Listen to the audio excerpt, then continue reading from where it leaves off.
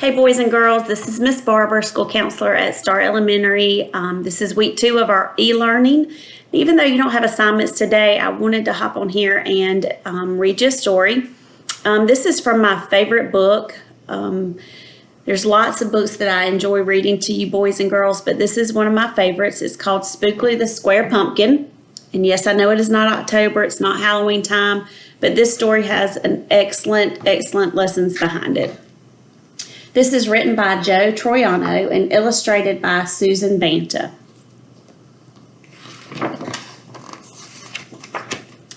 One day in the pumpkin patch, the strangest little pumpkin hatched. Spookley wasn't like his friends. Where they had curves, he had ends. Spookley was different. He was odd, he was rare. Spookley the pumpkin wasn't round, he was square.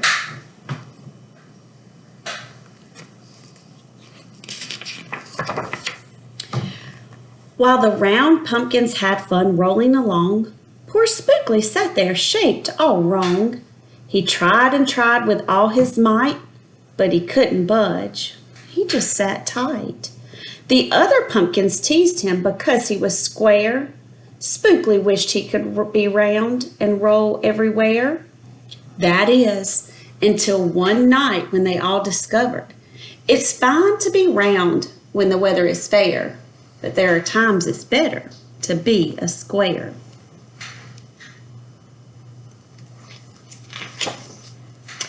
Halloween was just a day away when a mighty storm blew across the bay. It tossed the round pumpkins to and fro. It snapped their vines, then off they'd go. Bouncing left, slamming right, banging, bashing, what a sight! Spookley sat there, filled with fright, but glad to be a square that night. Suddenly, the fence gave way. 3 pumpkins rolled out and into the bay.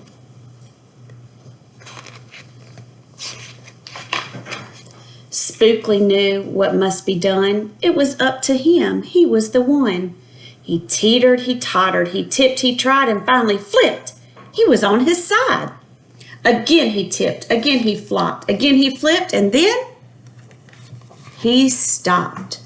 Right in the gap where the fence had snapped, he blocked the way. The hole was capped. All the pumpkins shouted, "Hooray!" Spookley the square pumpkin had saved the day. Then a pumpkin hit him with a whack. He thought his shell would start to crack. Then another one hit him with a thump and another one with a smack. Then one by one, a ton of pumpkins piled on the stack. With a bang and a bash and a crunch and a crash, and then it all went black. See him right down there. At dawn, when the storm had stopped, the farmer came out and checked his crop.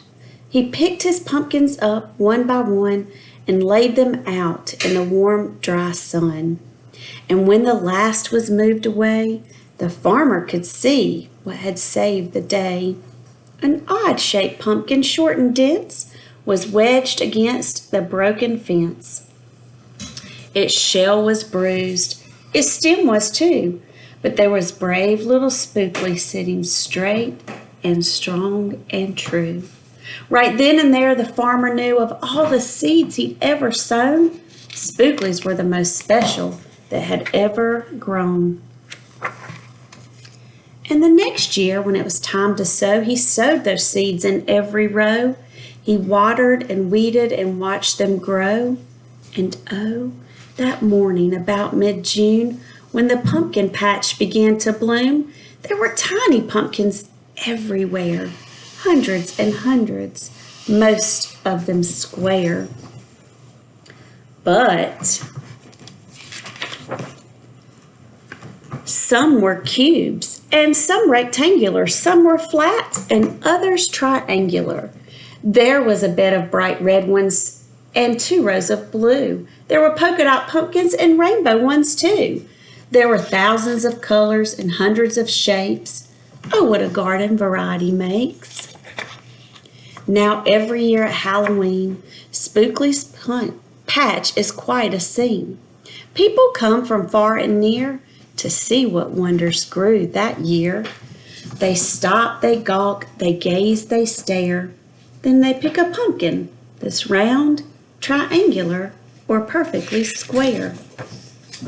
Now you know the story of how Spookley grew. Maybe someday, if you tell someone too, they'll go tell someone who will go tell another, and maybe one day we all will discover you can't judge a book or a pumpkin by its cover. I hope you enjoyed that read aloud, and I hope you are enjoying your time away from school. Parents, I hope you are being patient and working with your kids, and don't worry if it's stressful. We will help you through all this. Please don't hesitate to contact your teachers or me via email if you need assistance. Boys and girls, we miss you like crazy. We wish we were at school. Keep plugging along on your assignments. I've sent you all an email, so if you need to contact me, you can. I've been in touch with some of you, but I hope you have a great Monday. You do have today off from e-learning, but pick up those assignments again tomorrow. Happy reading.